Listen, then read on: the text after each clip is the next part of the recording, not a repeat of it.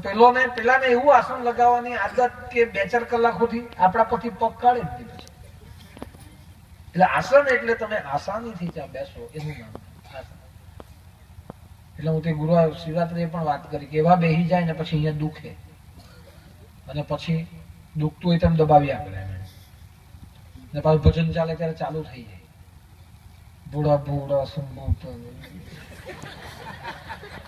પછી આપણું પાછું ધ્યાન પડે એટલે પાછું તરત પાર્વતીના પ્યારા પાછું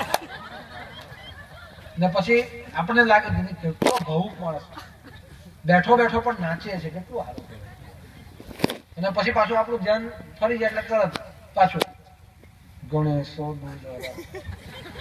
ભાઈ મને ખબર પડે જરાક જો ને. એટલે હું તો બધાના પર આશ્રમમાં છૂટ આપી કે ભાઈ બામ લઈને જ આવું છું. એક સેવા કરવાની કે જો કોઈનો પગ ભરાય આવતો હોય તો આપણે જ ઘસી આપતા તારું આસન સરળ કર અને શાંતિથી બેસ. એટલે આસન એવું નહીં હોવું જોઈએ કે એમાં પછી ભગવાન પર વટડી કરવાનું મત. આ આસન નહીં હોવું. પછી આપણું ધ્યાન ગલિયાળ તરફ જાય. કેટલા કલાક હજુ કેટલા કલાક એવું આસન એટલે આસન. ખુરશી પર બેસો, માળા